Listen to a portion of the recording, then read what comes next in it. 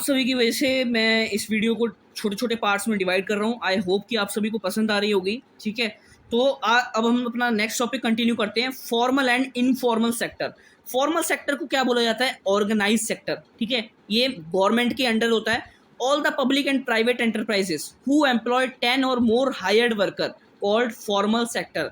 ठीक है, जितनी भी पब्लिक और प्राइवेट एंटरप्राइजेज होती हैं जिसके अंदर 10 या 10 से ज़्यादा लोग होते हैं जिनको हायर किया गया होता है, उसी को बोलते हैं फॉर्मल सेक्टर। सेकेंड पॉइंट की बात करते हैं, enjoy social security benefits such as those in informal sector, जो कि इनफॉर्मल सेक्टर में ऐसा नहीं होता। इसमें क्या होता है, सोशल सिक्योरिटी बेनिफिट्स मिलते हैं, पेंशन मिलती है, फैसिलिटीज़ मिलती है एजुकेशनल, ठीक है, घर वगैरह मिलता है, गाड़ी मिलती है, सारी चीज़ें आपको फैसिलिटीज गवर्नमेंट प्रोवाइड करती है। Next, government protect them in various ways through labour laws and they can form trade unions to protect interest of workers. अब क्या है, गवर्नमेंट इनको हर तरीके से प्रोटेक्ट करती है। ठीक है, लेबर लॉ आपने सुना होगा, ट्रेड यूनियन बनाई गई है जिससे क्या हो सके, इनके इंटरेस्ट को क्या किया जा सके, प्रोटेक्ट किया जा सके, वर्कर की सारी डिमांड को क्या किया जाएगा, पूरा किया जाए। ये सारा ऑर्गेनाइज सेक्टर में होता है। नेक्स्ट बात करते हैं, only 7% people are employed in formal sector. खाली 7% पीपल, क्योंकि इसमें क्या होता है, डिग्री वगैरह की जरूरत होती है। ठीक है, एजुकेशन क्वालिटीज़ आपकी अच्छी होनी चाहिए, क्वालिफिकेशंस पे आपको इस पर जॉब मिलती है। तो इसमें इसीलिए 7% पीपल ही खाली फॉर्मल सेक्टर में एम्प्लॉय हैं, जो कि अच्छी बात नहीं है। अब reasons of fall in employment sector in formal sector. First, privatisation and disinvestment. अब हो क्या रहा है, ज़्यादा से ज़्यादा लोग प्राइवेटाइजेशन कर रहे हैं। ठीक है, जितनी भी सारी गवर्नमेंट की चीज़ें हैं उनको कन्वर्ट करके प्राइवेटाइज किया जा रहा है। क्योंकि क्या हो रहा है, जो गवर्नमेंट की फैसिलिटीज़ है वो इतने अच्छे से काम नहीं कर पा रही, लेकिन जो प्राइवेट है वो क्या है, आपको पता ही है, पैसा लेगा तो वो अच्छे से फैसिलिटीज़ प्रोवाइड करता है, तो इसलिए ज़्यादा से ज़्यादा प्राइवेटाइजेशन किया जा रहा है। Next, disinvestment. लोग क्या कर रहे हैं, जितना भी अपना पैसा वगैरह डाल रखा है उसको क्या कर रहे हैं, सबको निकाल रहे हैं, जिसकी वजह से क्या हो रहा है, डिसइन्वेस्टमेंट। नेक्स्ट बात करते हैं, excessive industrial units are reducing excess labour. अब जितनी भी इंडस्ट्रियल यूनिट्स हैं वो लेबर को कम कर रही हैं। ठीक है, जितनी भी ज़्यादा लेबर है उनको निकाल रही है काम से, in order to remain competitive. वो भी क्या रहना चाहती है, कॉम्पिटिशन में रहना चाहती है, अपनी एक कॉस्ट को मेंटेन करके रखना चाहती है। नेक्स्ट बात करते हैं, firms are adopting new technologies not creating jobs. अब जो फर्म्स हैं वो नई नई टेक्नोलॉजीज़ का यूज़ की जा रही है, नई नई टेक्नोलॉजीज़ को क्रिएट किए जा रही है, ना कि जॉब्स को क्रिएट कर रही है। अब जैसे नई नई मशीन्स आ रही है तो मशीन्स का यूज़ कर रही है, ना कि लेबर का, जिसकी वजह से क्या हो रहा है, अनएम्प्लॉयमेंट। अब बात करते हैं इनफॉर्मल। इनफॉर्मल को क्या बोला जाता है, अनऑर्गेनाइज सेक्टर। इसके अंदर क्या आता है, जितनी भी प्राइवेट एंटरप्राइजेज है जिन्होंने 10 से कम वर्कर को हायर किया गया है उन्हीं को बोलते हैं इनफॉर्मल सेक्टर। जैसे फार्मर्स हो गए, एग्रीकल्चर लेबरर्स हो गए, owners of small enterprises etcetera, ये सारे आ गए। अब it includes all non farm casual wage work who work for more than one employer. अब क्या होता है, जो एक से ज़्यादा लोगों के लिए काम करते हैं, जो कैजुअल वेज वर्क होते हैं, जिनको कोई भी काम मिल जाए वो कर लेते हैं, इनमें सारे वो वाले पीपल आते हैं। नेक्स्ट बात करते हैं, in India over 90% employment is in informal sector. जैसे आपने देखा होगा, small farms, house hold industry, shops and other self employment units, वो सारी आती है इनफॉर्मल सेक्टर। उनके पास कोई भी जॉब सिक्योरिटी नहीं होती, कोई भी गवर्नमेंट के बेनिफिट्स को वो यूज़ नहीं कर पाती। ठीक है, अब इसके रीजंस क्या हैं, इनफॉर्मल सेक्टर में ऐसी दिक्कत क्यों है। First, male worker 69%। जो मेल वर्कर्स हैं इनफॉर्मल सेक्टर में वो कितने हैं, 69%। ठीक है, नो प्रोटेक्शन। अब इसमें क्या होता है, इनफॉर्मल सेक्टर में कोई भी प्रोटेक्शन नहीं होती। ठीक है, नेक्स्ट बात करते हैं, नॉट गेट रेगुलर इनकम। ऐसा हमारे को इनफॉर्मल सेक्टर में क्यों नहीं काम करना चाहिए, इसका मेन रीज़न ये हम पढ़ेंगे। ठीक है, कोई भी प्रोटेक्शन नहीं होती, आपको जब मर्जी जॉब से निकाल दिया, बोलेंगे आप निकल जाओ तो आपको निकलना पड़ेगा, आप कुछ नहीं कह सकते। नॉट गेट रेगुलर इनकम, अगर आपको इनकम चाहिए और आपका टाइम हो चुका है, अगर आप बोलोगे तो आपको रेगुलर बेसिस पे इनकम भी कभी कभार नहीं दी जाती। Next, this sector lives in slum. अब जितने भी झुग्गी झोपड़ी वाले एरियाज होते हैं उन सब में ये इनफॉर्मल सेक्टर्स होते हैं। ठीक है, ये सारे रीजन थे कि हमारे को इनफॉर्मल सेक्टर में काम नहीं करना चाहिए। नेक्स्ट बात करते हैं, distribution of workforce in formal and informal sector. इसको कंपेयर किया गया मेल और फीमेल से। ठीक है, ये जो डाटा है मिलियंस में है।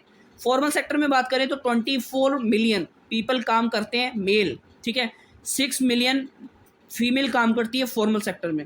इनफॉर्मल की बात करें तो 306 मिलियन मेल काम करते हैं, 137 मिलियन फीमेल, जो कि बहुत गलत है। इनफॉर्मल सेक्टर में लोग इसीलिए ज़्यादा काम करते हैं क्योंकि उनके पास एजुकेशन डिग्री वगैरह नहीं होती, फॉर्मल सेक्टर में वो नहीं जा सकते, इसीलिए वो इनफॉर्मल सेक्टर में ज़्यादा इन्वॉल्व होते हैं।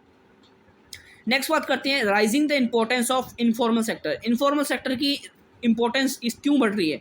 फेल ऑफ फॉर्मल सेक्टर, जितने भी फॉर्मल सेक्टर है वो सारे फेल होते जा रहे हैं, ठीक है। गवर्नमेंट ने बोला आपको सारी बेनिफिट्स प्रोवाइड करेंगे, ये करेंगे वो करेंगे, लेकिन ऐसा कुछ भी नहीं हो रहा है। India started by pay attention to informal sector. अब इंडिया ने क्या किया? इनफॉर्मल सेक्टर पे अटेंशन पे करना स्टार्ट कर दिया। नेक्स्ट बात करते हैं with International Labour Organization government modernize informal sector.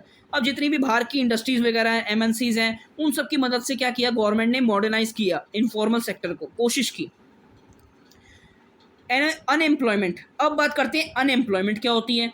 According to NSSO National Sample Survey Organization, ये एक ऐसी सिचुएशन होती है जिसमें लोग काम करना चाहते हैं, ठीक है, एग्जिस्टिंग वेज है, जितनी आपको पैसे मिल रहे हैं उतने पैसे पे काम करना चाहते हैं, लेकिन तब भी उनके पास जॉब नहीं होती, उसी को बोला जाता है अनएम्प्लॉयमेंट पीपल। पॉइंट की बात करते हैं, in India people can not remain unemployment for a long period of time due to their low economic condition. अब ऐसा तो है नहीं, किसी के पास बहुत पैसा है तो वो ज़्यादा समय तक अनएम्प्लॉयमेंट नहीं रह सकता क्योंकि उसकी इकोनॉमिक कंडीशन इतनी अच्छी नहीं है। नेक्स्ट बात करते हैं they force to do job in any condition. अब वो क्या होता है? मजबूर होता है, ठीक है, उसके पास कोई चारा नहीं होता, पैसे ही नहीं है इतने, तो उसको मजबूरन क्या करना पड़ता है? किसी भी कंडीशन में, चाहे उसको छोटे से छोटा काम मिल रहा हो, उसको वो करना पड़ता है। अब बात करते हैं sources of unemployment. Unemployment people का डाटा कहाँ से निकाला जाता है उसकी बात करते हैं। First, reports of census of India, information on economic activity of people. हर 10 साल में जनगणना, जिसे बोलते हैं हिंदी में reports of census India, Hindi में इसको क्या बोलते हैं? जनगणना।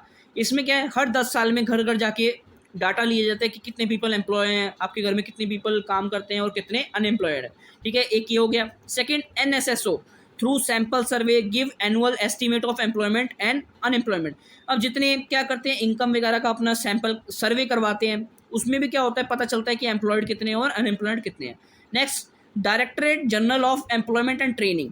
इसमें क्या होता है? जितनी भी मार्केट एम्प्लॉयमेंट की मार्केट की इन्फॉर्मेशन होती है लास्ट 30 साल की, ठीक है, 30 ईयर्स की, उसको देख के पता लगाया जाता है कि कितने एम्प्लॉयड हैं और कितने अनएम्प्लॉयड हैं। Types of unemployment in India, ये आपका मेन है, इसको याद रखिएगा। फर्स्ट बात करते हैं डिसगाइज्ड एम्प्लॉयमेंट। अब आपने एक एग्जांपल देता हूँ, एक ही फील्ड है, ठीक है, जिसमें क्या है? 5 लोगों की हमारे को ज़रूरत है, लेकिन काम कितने कर रहे हैं? 8 लोग। हमारे को ज़रूरत है 5 लोगों की, लेकिन काम कितने कर रहे हैं? 8 लोग। तो इसी का मतलब क्या है? एक ही जगह पे 5 लोगों की ज़रूरत है, लेकिन काम कर रहे हैं 8 लोग, इसी को बोलते हैं डिसगाइज्ड अनएम्प्लॉयमेंट, ठीक है। एक्सेस लेबर फोर्स, अगर हम उन 3 लोगों को हटा भी दें तो भी आउटपुट पे कोई फ़र्क नहीं पड़ेगा। नेक्स्ट बात करते हैं pre dominant form of unemployment in agriculture. ये क्या है? एक प्री डोमिनेंट फॉर्म, ठीक है, एक ऐसी फॉर्म है जिसकी ज़रूरत हमारे को बिल्कुल भी नहीं है। नेक्स्ट बात करते हैं in 1950 1/3 of agriculture workers are disguised unemployment. अगर हम देखें 1950 में तो 1/3 पीपल जितने भी एग्रीकल्चर वाले थे वो सारे क्या थे? डिसगाइज्ड अनएम्प्लॉयमेंट, मतलब एक्सेस में काम कर रहे हैं, उनका कोई काम ही नहीं है लेकिन फिर भी वो लगे हुए हैं, ठीक है। नेक्स्ट बात करते हैं main problem, all people employed but profile not increase, profit not increase, sorry. अब हो क्या रहा है? सारे पीपल लोगों काम में लगे हुए हैं लेकिन प्रॉफिट बढ़ ही नहीं रहा है। उसका कारण क्या है? Excess labour. हमने एक ही जगह पे 5 की जरूरत थी, वहाँ पे 8 लगा रखे हैं, तो प्रॉफिट कैसे इंक्रीज होगा? सोचने वाली बात है। नेक्स्ट बात करते हैं सीजनल अनएम्प्लॉयमेंट। अब ये ऐसे लोग होते हैं कि सारे सीजन में काम नहीं कर पाते, इनको सीजन टू सीजन काम मिलता है, ठीक है, उसी के हिसाब से इनको काम करना पड़ता है। अनएम्प्लॉयमेंट इन सम रीजन्स, ठीक है, सॉरी सेम लिखा है, इसको कर लीजिएगा सम सीजन्स। उस सीजन्स में क्या होते हैं? लोग क्या रह जाते हैं? अनएम्प्लॉयमेंट रह जाते हैं। जैसे कि एग्रीकल्चर में हर पूरे महीने ऐसा हो कि हम एग्रीकल्चर करते नहीं, तो ऐसी वर्किंग अपॉर्चुनिटी हमारे पास नहीं होती लोगों के पास। When no work on farms, जब खेतों में कोई काम ही नहीं होता, सॉइल को क्यों, फर्टिलिटी भी तो उसकी बढ़ानी है, तो उसको ऐसे ही छोड़ दिया जाता है, तो लोग क्या करते हैं? अर्बन एरियाज़ की तरफ मूव ऑन कर जाते हैं कि वहाँ पर उनको थोड़ी जॉब्स वगैरह मिल जाएगी, ठीक है। जैसे ही रेनी सीजन वगैरह आता है तो वो भी उसके साथ साथ आ जाते हैं, दोबारा अपना एग्रीकल्चर एक्टिविटीज़ को करने लग जाते हैं, तो ये है सीजनल अनएम्प्लॉयमेंट, ठीक है। नेक्स्ट बात करते हैं ओपन अनएम्प्लॉयमेंट। जब अब इसमें क्या होता है, लोग चाहते हैं, ठीक है, वो काम को कर सकते हैं, एग्जिस्टिंग वेज रेट पे भी कर सकते हैं, लेकिन उनको फिर भी काम नहीं मिल रहा। इसी को बोला जाता है ओपन अनएम्प्लॉयमेंट, क्योंकि इसमें हम एक्चुअल अनएम्प्लॉयमेंट पीपल को काम कर सकते हैं। 8 लोगों की वो 5 लोगों की ज़रूरत है हमारे को एक फील्ड में, लेकिन काम 8 कर रहे हैं, तो हमारे को सीधा सीधा दिख रहा है ना कि 3 जो पीपल हैं वो क्या है, अनएम्प्लॉयमेंट, ओपन अनएम्प्लॉयमेंट है, ठीक है, उनकी ज़रूरत नहीं है लेकिन वो फिर भी काम में लगे हुए हैं। अब इसका कारण क्या है? फर्स्ट आता है slow rate of economic growth, primary sector labour increase. जितनी प्राइमरी सेक्टर की लेबर है वो तो इंक्रीज हो रही है, लेकिन जो हमारी जीडीपी ग्रोथ है वो क्या है, अभी भी डिक्रीज हो रही है। Next, population explosion. अब ज़्यादा से ज़्यादा पॉपुलेशन बढ़ती जा रही है, लोग दिन पे दिन बढ़ते जा रहे हैं, तो इतने सारी पॉपुलेशन का एक साथ काम मिलना इम्पॉसिबल है, ठीक है, पॉसिबल नहीं है। नेक्स्ट बात करते हैं अंडर डेवलप्ड एग्रीकल्चर सेक्टर। अब जो हमारा एग्रीकल्चर सेक्टर है उसमें क्या है, ट्रेडिशनल टूल्स का यूज़ कर रहे हैं, इरिगेशन फैसिलिटी नहीं है, डिपेंडेंट है रेनफॉल पे, तो ये क्या है, अंडर डेवलप्ड, सही तरीके से डेवलप्ड नहीं है। Next, defective education system. अब हमारे को पढ़ाते जा रहे हैं लेकिन कोई प्रैक्टिकल नॉलेज मिल ही नहीं, जिसके कारण क्या हो रहा है, जो लोग हैं उनके पास प्रैक्टिकल नॉलेज की कमी है, ठीक है, जिसकी वजह से उनके पास कोई स्किल्स नहीं है और उनको काम नहीं मिल पा रहा। Next, slow growth of industry. अब अगर हम मॉडर्न टेक्नोलॉजी की बात करें, कैपिटल की बात करें, तो ये सारी क्या है, बहुत धीरे चल रही है, ठीक है, मॉडर्न टेक्नोलॉजी आ रही है लेकिन बहुत स्लो है, लोगों के पास इसके लिए इतना फाइनेंस नहीं है कि वो अपनी टेक्नोलॉजी को क्या कर पाएँ, अपडेट कर पाए। Next, faulty planning. अब plans not stop migration of farm workers. Planning की जा रही है कि ये करेंगे, हम ये करेंगे, इससे क्या होगा, माइग्रेशन नहीं करेंगे फार्म वर्कर्स, लेकिन प्लान्स खाली सोचने से काम नहीं चलता, उसको क्या करना पड़ता है, इम्प्लीमेंट भी करना पड़ता है। ये बात हमारी गवर्नमेंट को समझ नहीं आती, ठीक है, वो प्लान तो बना लेती है कि हम ये करेंगे, लेकिन वो सोचती ही रह जाती है और उससे लोगों की माइग्रेशन नहीं रुक पाती, उनको फिर भी दूसरे शहर में जाना पड़ता है कामों के लिए, क्योंकि अभी मैंने आपको बताया सीजनल अनएम्प्लॉयमेंट, ठीक है, इसकी वजह से उनके पास पूरे साल काम नहीं होता। इनसफिशिएंट इंफ्रास्ट्रक्चर फैसिलिटीज जैसे रोड्स हो गए, पावर, ट्रांसपोर्ट, ये सारी अच्छी तरीके से नहीं है। अब अनएम्प्लॉयमेंट के लिए कुछ रेमिडियल मेजर्स। फर्स्ट आता है accelerating growth of GDP. GDP rate क्या है, 8 और 9% हमारे को चाहिए अगले 10 साल में, ताकि हम एम्प्लॉयमेंट रेट को इम्प्रूव कर पाएँ। अगर आज देखें तो हम क्या है, 2-3% जीडीपी रेट है, जो कि बिल्कुल ना के बराबर है 137 करोड़ पॉपुलेशन में, ठीक है, हमारे पास खाली जीडीपी का कितना है, 2%, 3%, तो इससे कुछ नहीं होने वाला, ठीक है। तो आने वाले साल में हमारे को कम से कम 8 to 9% रिक्वायर्ड है, तभी हमारी एम्प्लॉयमेंट और सभी सेक्टर्स में ग्रोथ हो पाएगी। नेक्स्ट बात करते हैं कंट्रोल ऑफ पॉपुलेशन ग्रोथ। जितनी पॉपुलेशन ग्रोथ है उस पर कंट्रोल लगाना पड़ेगा, ठीक है। आपने देखा होगा कुछ कंट्रीज़ में ऐसे लॉ बन गए हैं कि आप खाली 2 ही बेबीज़ को बॉर्न कर सकते हो, तो जो कि सही है, ठीक है। और ज़्यादा से ज़्यादा आप बच्चे वगैरह पैदा कर दोगे तो वो भी दिक्कत वाली बात है, उससे भी क्या होगा, सबको फैसिलिटीज़ नहीं मिल पाएगी और इतनी आपके पास इनकम भी नहीं है कि आप उनको सही से क्या कर पाओ, उनका लुक आफ्टर कर पाओ। नेक्स्ट बात करते हैं डेवलपमेंट ऑफ एग्रीकल्चर सेक्टर। अगर हमारे को लेबर की प्रोडक्टिविटी को क्या करना पड़ेगा, इंक्रीज़ करना पड़ेगा, तभी क्या होगी, हमारी एम्प्लॉयमेंट भी इंक्रीज़ होगी। नेक्स्ट बात करते हैं encouragement to small scale enterprises. जितनी भी छोटी छोटी एंटरप्राइजेज है उनको क्या करना, आगे लाना, ठीक है, उनको सब्सिडीज़ वगैरह प्रोवाइड करना ताकि वो जल्दी से जल्दी आगे आ पाए। Next, improvement in infrastructure. अगर इंफ्रास्ट्रक्चर अच्छा होगा, रोड्स अच्छे होंगे, ट्रांसपोर्टेशन अच्छी होगी, तो क्या होगा, अपने आप ही उस सेक्टर की ग्रोथ हो जाएगी। Next, special employment programme. कुछ ऐसे प्रोग्राम बनाना, self employment can be provided, जिसमें सेल्फ एम्प्लॉयमेंट लोगों को दिए जाएँ, रिसोर्सेज दिए जाएँ, कुछ ऐसा। Next, improvement of employment changes. Employment के क्या करना, इम्प्रूव करना, ठीक है, उसमें कुछ ऐसी स्ट्रेटेजीज लाना, कुछ ऐसे टेक्निक्स लाना जिससे क्या हो सके, एम्प्लॉयमेंट बढ़ सके। Self employed opportunities.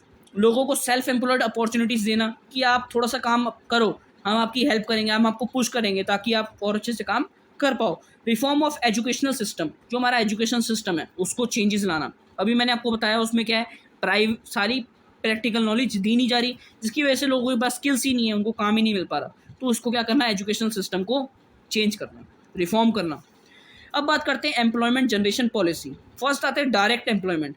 जो गवर्नमेंट के एम्प्लॉय खुद होते हैं, ठीक है, जो काम करते हैं, जो गवर्नमेंट के एम्प्लॉय होते हैं, जैसे लेबर, एग्जांपल हाईवेज। अब जो डायरेक्ट एम्प्लॉयमेंट, जिनको गवर्नमेंट खुद कहती है कि जैसे एक प्रोजेक्ट दे दिया कि आपको ये हाईवे बनाना है, तो वो क्या हो गई, डायरेक्ट एम्प्लॉयमेंट। नेक्स्ट बात करते हैं इनडायरेक्ट एम्प्लॉयमेंट, जो government private employment indirectly to private sector. अब क्या करती है गवर्नमेंट, क्या करती है प्राइवेट सेक्टर को पकड़ लेती है, ठीक है, कोई भी प्राइवेट सेक्टर को ले लिया और उसको बोलती है कि ये आपके लिए एक प्रोजेक्ट है, आपको ये काम करवाना है, तो वो क्या है प्राइवेट सेक्टर के हाथों में दे दिया, उसके बाद प्राइवेट सेक्टर अपने आप एम्प्लॉयड करेगी पीपल को। तो ये क्या है इनडायरेक्ट एम्प्लॉयमेंट, समझ आ गया। Direct employment government direct workers को एम्प्लॉयड करती है, इनडायरेक्ट में प्राइवेट सेक्टर एम्प्लॉय करता है पीपल को। तो थैंक्स फॉर वॉचिंग, आज के लिए इतना ही। ये था हमारा chapter 7 employment, growth and informalisation. I hope कि आप सभी को अच्छा लगा होगा। आप सभी के प्यार से मैं दिन रात आप सभी के लिए काम कर रहा हूँ, ठीक है, तो प्लीज़ हमें सपोर्ट करते रहिए। आज के लिए इतना ही, थैंक यू।